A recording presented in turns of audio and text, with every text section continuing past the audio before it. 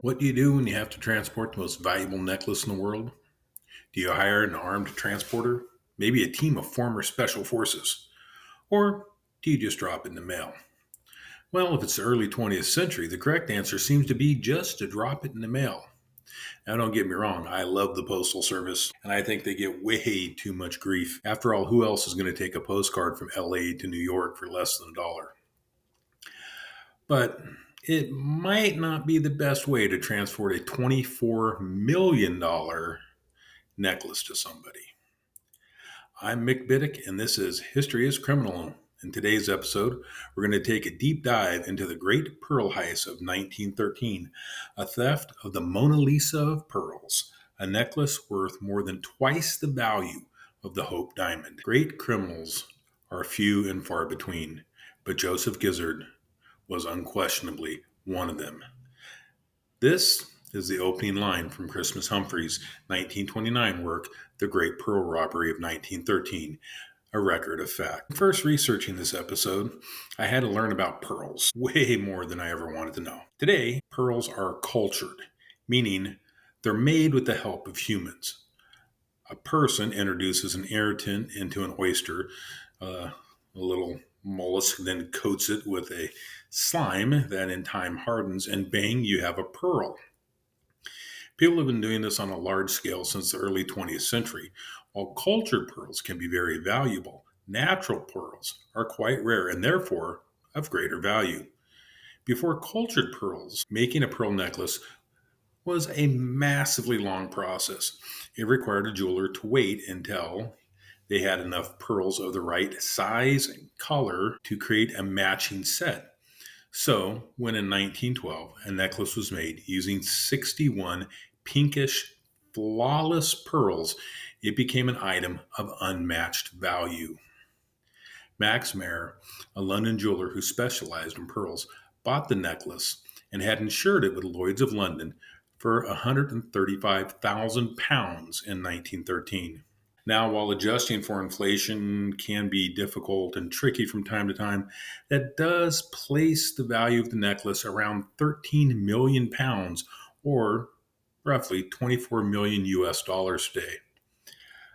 But when viewed as a percentage of the GDP, the gross domestic product, the value of all goods made in England in 1913, that actually translates to much closer to 81 million pounds or 121 million US dollars when considered as a percentage of the nation's GDP. So no matter how you look at it, this was one hell of an expensive piece of jewelry. Pre-World War I London had more than its share of jewel thieves. The thieves of London at times were almost as class-based as the rest of England. You had your basic street thug type robbers. They were most likely involved in petty crimes, often using violence or the threat of violence. Then at the other end, you had people like Joseph Gizzard and James Lockett. Gizzard was known as the king of fences. When you hear the word fence, you might think of a person who buys stolen goods. Gizzard was far more than a meager buyer and seller of purloined property. He was the fixer, the planner, running a gang of untold number of thieves, each one loyal to him to a fault. Gizzard, who also went by Kimmy, or Joseph Goldsmith, had brought himself up from the lower class of London to become a fine gentleman. He bought and sold jewelry through a legitimate way of making a fine living. He moved himself, his wife, and his son into a fine house in the right neighborhood. It's unclear why he stayed in the game after becoming very wealthy through legitimate methods, but he did, and he basically ran that game. Only once, when he was younger, had he ever seen the inside of a jail cell, and he didn't like it. This put him on the path to becoming what he was, the brains behind many of the jewel heists that plagued London and Paris in the first decade of the first half of the 20th. Gizzard would recruit the team, front the needed money, plan the job, take delivery of the goods, and then sell them. then pay off his crew and keep a nice profit for himself. His crew never used weapons. No one ever got hurt, at least physically. Now, emotionally and financially, that's a different story. Even when his crew got caught, no one ever took a deal to turn over Grizzard. Maybe they feared him, but most likely it was his loyalty to them that bought their loyalty. He would hire their lawyers, pay their bills, and if they were convicted, he would see that their families received monthly payments. In one famous case, he even showed up claiming to be a lawyer for some of his crew that got caught. In a time before photo ID, it was pretty easy to pass yourself off as somebody else. His gang was caught literally just walking away with a briefcase full of jewels. While the men were caught, the jewels were not recovered. The jeweler, a Mr. Goldstein, was carrying the case when one of the members of the gang stopped to talk to him. Then, as they got Goldstein to become preoccupied just long enough to set the case down, a second member simply walked up, grabbed the case, and walked out the door onto one of the many busy London streets. The case would be passed to other accomplices until it was gone. At trial, Grizzard showed up and claimed to be Goldsmith, most likely taking a jab at Goldstein.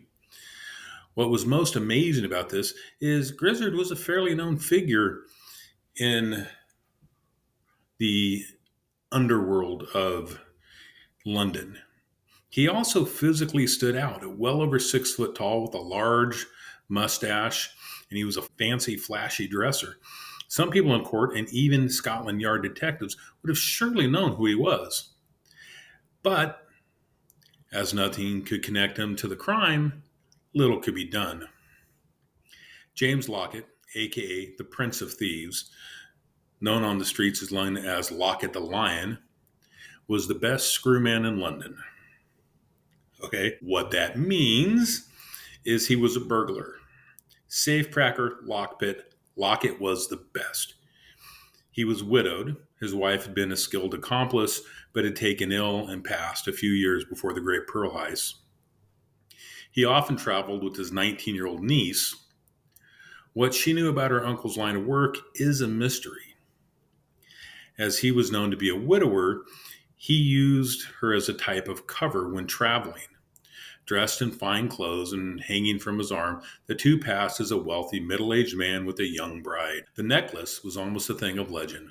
When Max Meyer bought it in Paris, news spread through the small, interconnected European jewelry world.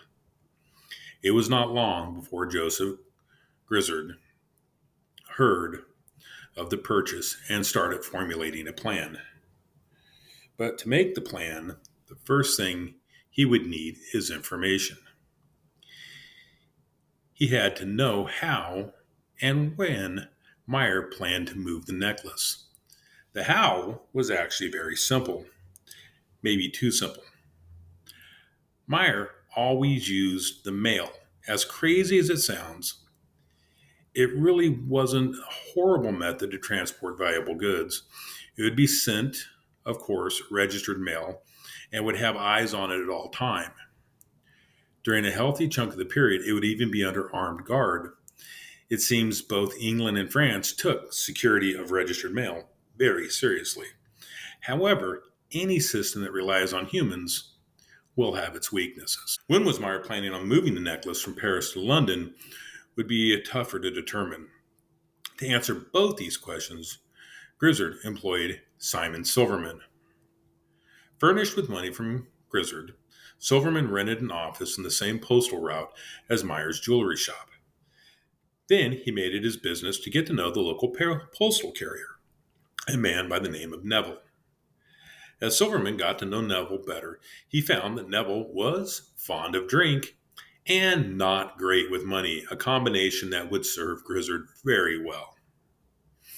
Grizzard and Silverman then traveled to Paris. Grizzard set up Silverman in a pricey hotel near Mayer's Paris office. This allowed him to watch Mayer and his associates, Solomons. Mayer had great faith in Solomons. In 1902, Solomons, along with most of French society, had been taken by Madame Therese Humbert. Humbert, a poor peasant woman, had convinced the movers and shakers of Parisian society that she was an heiress waiting on an inheritance. She played the part so well that many, including Solomon's, had given her large loans to be paid back when her money came in. Of course, there was no money to come in, and Solomon's, like so many others, was left broke. It was only through his connection to Mayer that he was able to make a living.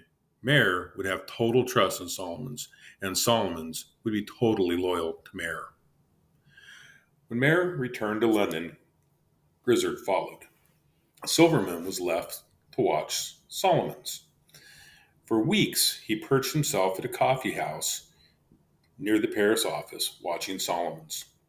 The waiter later recalled a tall Englishman sitting for long periods of time drinking coffee and reading the newspaper. What made him memorable was the fact that he kept taking sugar cubes, but instead of placing them in his coffee, he'd put them in his pocket. Meanwhile, back in London, Grizzard hired an engraver. The engraver's task was to create several brass stamps, the type for embossing wax seals. The stamps were various sizes, but each bore the initials MM. Then they bought dark red sealing wax, the same color that was used by Max Meyer on all of his packages. Next was to take care of Mr. Neville, the postman. It was a simple fact that postal carriers in London were overworked and underpaid. This, along with Neville's poor handling of money, made him a fairly easy mark. He would be paid £200, about 32,000 in US dollars today, to leave his mailbag unattended for just a few minutes on a date to be named later.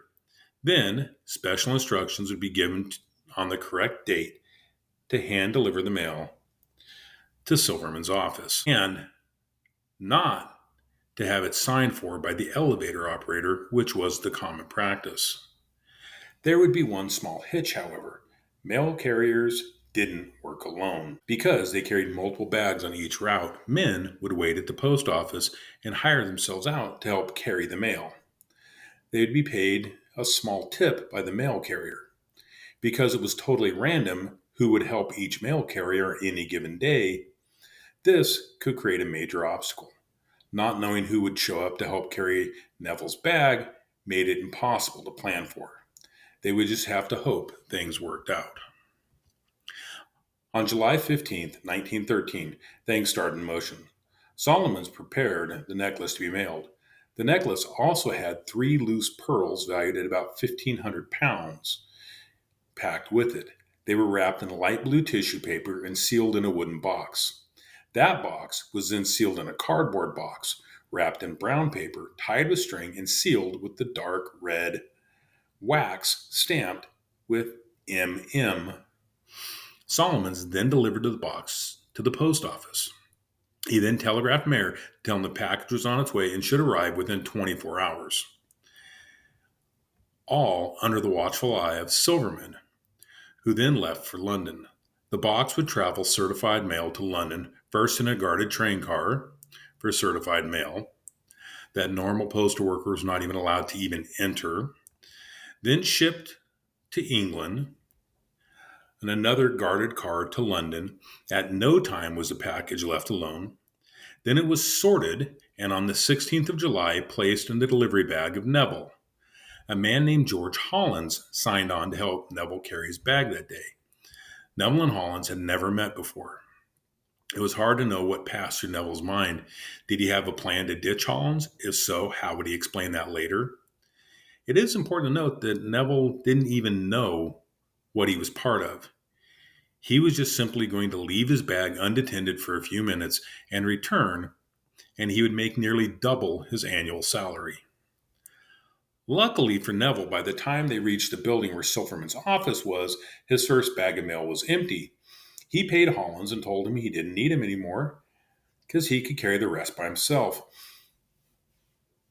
Then, as ordered, he skipped the elevator and hand-delivered the package to Silverman's office, leaving the bag with Silverman for just a few minutes. Silverman and a fourth member of the gang, Lester Gutworth, removed the package and returned the bag to Neville. Silverman and Gutworth then removed the necklace from the package, replaced it with the French sugar cubes. You didn't know those were going to come back, did you? Wrapped it in the French newspaper, and then quickly, carefully resealed the package using the dark red wax and the recently acquired brass stamps, one of which did in fact match Meyer's engraved stamps. Gutworth then took the package and ran ahead of Neville, meeting Neville at the back door of Meyer's office, where he simply placed the newly wrapped package back into Neville's bag. Then Neville delivered the package to Meyer's office, where assistants signed for it. By the time the package hit Meyer's desk, Silverman had already passed the necklace to James Lockett. It would be Lockett's job to find a safe place to keep the necklace until Grizzard could find a buyer. At approximately 9:30, Meyer's assistant sorted the mail and began opening the box by breaking the red seal and cutting open the paper. Meyer himself sat nearby, completing some minor task. It's almost certain that he was happy seeing the package had arrived safe and still sealed. It was only then that he heard one of his assistants say something to the effect of, "What's with all this sugar?" Meyer quickly jumped up, looked in the package to see 11 cubes of sugar and a scrap of French newspaper. Meyer, probably completely panicking, telegraphed Solomons. The telegraph read, "Box arrived, but no pearls." Then, without waiting for a reply, he placed what would be a very expensive phone call in 1913 to Solomons, who was still in Paris. Solomons told him that he had mailed the necklace, that he did not send a decoy box. Meyer's next call was to Lloyd's of London and then Scotland Yard. Lloyd's brought in Alfred Leach, a former superintendent of Scotland Yard. Leach had worked on stolen jewelry cases before and was very familiar with Grizzard.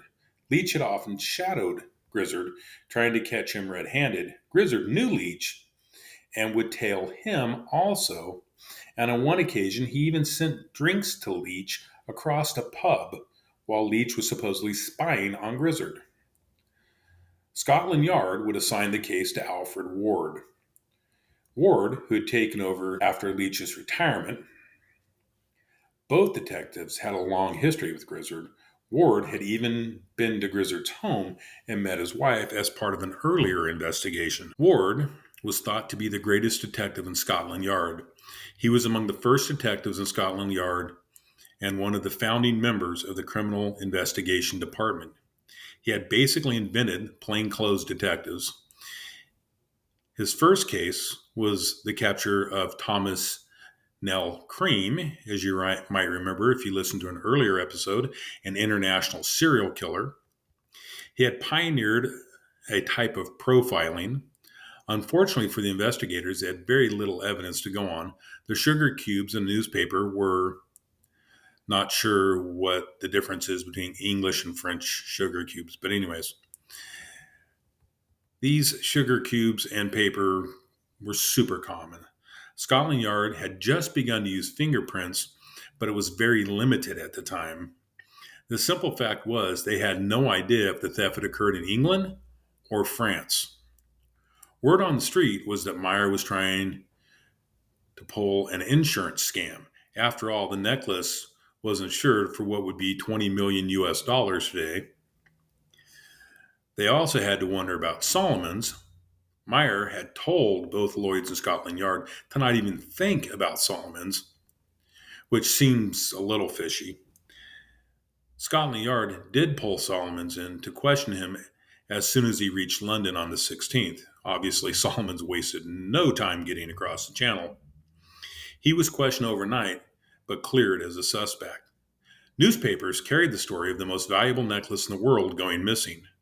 Word of Meyer's stolen necklace spread quickly through the small, close-knit jewelry industry and London's underground. Lloyd's offered a £10,000 reward, about £1 million or 1.35 million US dollars today. This would be great motivation for someone to come forward. They would have to hope that someone was willing to say something. The first break in the case came on the 25th of July. The insurance investigator's office received a letter. Quote, "Gentlemen, I am an engraver. I was asked several weeks ago to engrave a seal." The letter went on to say that he believes the seal was used as part of the pearl heist. He had seen photos of the red wax seal in the newspapers, and they looked oddly familiar. He instructed the investigators to contact him through the personal ads of the paper. Unwilling to give his name, he signed the engraver. Contacts was made, and the engraver gave some information to the insurance company that was then passed on to Scotland Yard. However, Scotland Yard was being hit with so much false information that this news was put aside and, at least for a while, forgotten. By the 4th of August, the Yard and the French authorities had concluded that most likely the necklace made it out of France before being stolen. It had never been alone while in France, and its movements had been tracked from the moment it left Solomon's office until it arrived in England. At the same time, Grizzard had to find a buyer for the necklace. Grizzard was a legitimate jeweler, so he had connections in both the jewelry industry and the underworld, but it had to be the right buyer. Grizzard could always claim that he had bought the pearls and believed it to be a legitimate sale, but it would be best to find a buyer who didn't ask questions. It would be Les Gutworth who would find their buyer. Gutworth had traveled to Antwerp, Belgium to meet his cousin, a diamond dealer. Gutworth, who was prone to running his mouth in an act of utter stupidity, had told his cousin that he had Meyer's necklace. And while his cousin, Brandstetter was his name, had some family loyalty, the £10,000 was a heck of a motivator. Brandstetter decided to keep the police out of it for the time being. Maybe he was afraid that bringing the police in too early would cost him their reward. Maybe he wanted to make sure his cousin just wasn't full of crap. In any case, he decided to start the investigation on his own. He got word to Gutworth that he had a buyer for the stolen necklace. Gutworth then set up a meeting between Brandstetter and Grizzard for the 15th of August. They met at a tea house. Grizzard waited until he was sure no one was followed. Then he turned to a man at another table and asked for a light. The man handed him a box of matches and then left. He opened the matchbox and showed Brandstetter inside were 3 flawless pink pearls. Brandstetter was allowed to check the weight of the pearls and found they matched the pearls described in the papers. Grizzard told Brandstetter that the price of the necklace would be 1 million francs, about 40,000 pounds, around a quarter of the actual value of the necklace. This would allow Grizzard to pay off what he had invested and then pay each of his members of the gang about 3,500 pounds. That was about 10 times the average person's income in England at that time. And he would still clear about 25,000 pounds for himself. He gave Brandstetter until the 22nd of August to come up with the money, or he would sell the pearls to a different buyer. Brandstetter found a man named Spanner to pose as his buyer. Spanner was an expert on pearls, but wanted it to be clear he was not a police officer and was not going to put himself in a position where he could be in any danger. It was at this point they brought Leach into the mix. Leach would try and set up a sting. Spanner and Brandstetter then met with Gutworth in Paris. Gutworth passed the men off to Silverman, who Gizzard trusted more. The pearls were still with the locket, most likely in a safe place in his vacation home. The pearls would only be in the same place as Gizzard and the buyers once he was 100% sure he was not being set up. They took great lengths to make sure they were not followed, changing cabs, train cars, and restaurants multiple times. In the book, it describes this in its pages of just them switching to different places. Grizzard also was having an insurance investigator's office watched, and the agents followed. All the cloak and dagger made Spanner very nervous. The meeting on the 22nd, Silverman led Brandstetter and Spanner into a train station. There, Spanner saw a very tall, very dapper dressed man. From the descriptions he had been given, he knew this to be Grizzard. Silverman bought all of them tickets, but Spanner, who had been warned not to go to an unknown location with the thieves, refused to get on the train. So a second meeting was set up at a location Spanner would feel safe. The next day, they met again, and Grizzard showed them the same 3 pearls he had been shown before.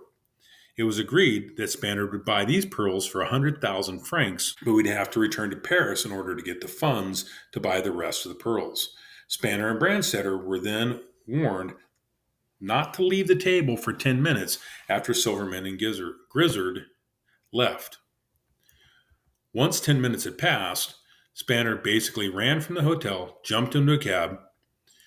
Sure he wasn't being followed, he switched cabs multiple times, passed in and out of buildings, on his way to meet with Leach and Detective Ward.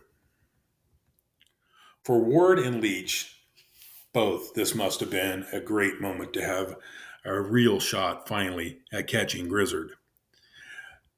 A trap was set. They would meet the same hotel, only this time a small army of police in plain clothes would be surrounding the area.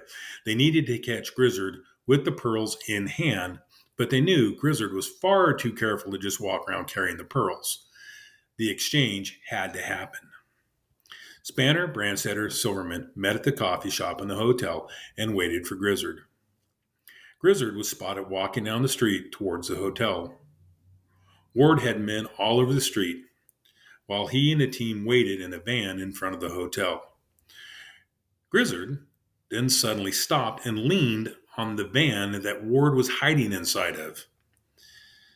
He leaned there long enough to smoke a cigarette, just waiting, leaning up against the side of the van. Then Gutworth showed up, and Grizzard whispered something to Gutworth, and they both turned and left. Gutworth would enter the hotel and have a quick word with Silverman. Silverman told Brandstetter and Spanner to follow him. Spanner refused. His nerves were shot at this point. When Silverman tried to explain what had happened, Spanner lost it. He yelled the deal was off and that Brandstetter could serve as his agent from this point. Spanner then went to the insurance detectives and told them he was out, telling them he was an expert, not a police officer. The whole thing had pushed him to the edge, and Brandstetter would have to act alone from here on out. Ward came up with a new plan. This time, Brandstetter was to tell the thieves that he found a new buyer, a Raj from India. The deal had to be done quickly as the Raj was about to return to India. Brandstetter used Gutworth to funnel his information to Grizzard. It would take multiple meetings. With each new meeting, Grizzard would be a no-show. It is unclear if he was actually seeing officers or if he was just overly cautious. What is known is that Grizzard was being tailed, and he knew it because he had the people tailing the cops that were tailing him. Finally, it was agreed to meet at a subway tube. Here, many trains headed in different directions, so it would be easy for Grizzard, Silverman, and now Lockett to jump on trains and vanish. So it would be important that the trap be sprung quickly. Once all 3 men were in the tube, Ward jumped into action. It happened fast with almost no resistance. All 3 major players were now in handcuffs. Grizzard was smiling as the men were searched. To Ward's great disappointment, no one had the pearls. Gutworth was picked up shortly after, but had no idea where the pearls were. A 4th man, McCarthy, a known associate of Grizzard's, was also picked up. Ward was able to get warrants to search the homes of each member of the gang. No pearls were found in any of the homes. A search was even made of Lockett's vacation home, where his niece was staying. But once again, no pearls were discovered. Richard Muir was in charge of the prosecution. He had very little physical evidence. He was able to call witnesses, including Neville, the postal carrier. Muir was able to put together an accurate theory of the theft, but without the pearls, it would be a hard case to make. It couldn't even be proven 100% that the pearls were stolen in England and not France. The case looked weak. McCarthy was released as it was shown he couldn't have been involved in the heist. The day after McCarthy's release, a man named Horn was walking on his way to work when he saw a fancy dressed young lady drop a box. He called the woman, but she never turned around. Instead, she hopped in a cab and sped away. Horn picked up the box from the gutter and looked inside, finding what he thought to be a bunch of pink marbles. He hung onto the box and even gave one of the marbles to a friend to play with. When he tried to trade the marbles for a pint of beer, the bartender told him he might want to take them to the police station in case someone was looking for them. He took them to the local station, and the officer at the front desk didn't give it much thought. He even told him that if no one claimed him in a few weeks, he could come have him back. It was only after another officer told him that he might want to check with Scotland Yard that Warden Leach were made aware of the discovery of the pearls. 59 of the 61 pearls were now recovered. They had the 3 pearls that Spener had bought. He and Brandstetter were able to testify that they had bought the pearls from Grizzard. Muir was able to connect the purchase of the counterfeit seals to Silverman. No member of the gang offered to turn Crown's evidence, aka inform on the others. All 4 would be convicted. Grizzard and Lockett were each given 7 years. Grizzard would suffer health issues while in prison and passed away in 1923 after leaving prison. Lockett seems to have gotten out of the game, and I was unable to find much on him after this. Silverman, who had no criminal record, was given 5 years and Gutworth 18 months. However, both Silverman and Gutworth were foreigners, supposedly, even though Silverman had lived all of his life in England. He and Gutworth were deported at once upon leaving prison. So who was the girl that dropped the pearls in the gutter? It would seem most likely to be Lockett's niece. This would, of course, mean that she knew about the heist, or at least her uncle's holding of the pearls. Maybe she thought by getting rid of the pearls, she could save her uncle. Maybe she didn't want to get caught holding them. Whatever the case is, all but one of the pearls were eventually recovered, and the heist went in the books as the greatest jewel heist in history. Of the many sources used here, we have The Great Pearl Heist by Molly Cadwell Crosby, 2012. Great Pearl Robbery of 1913 by Chrisman Humphrey in 1929. Those were the most helpful ones. This has been History is Criminal. Join us in 2 weeks as we'll take a look at the international serial killer Dr. Thomas Neil Cream. And you'll see Detective Ward makes an appearance in that one as well. And if you haven't yet, please go ahead and take a listen to my other podcast, A Skeptic's Journey with Cryptids and Folklore. And that one, we just take a look at some of the things that go bump in the night, starting in the Pacific Northwest. Then I'll quickly work my way to other spots across the globe. Until then, this has been History is Criminal.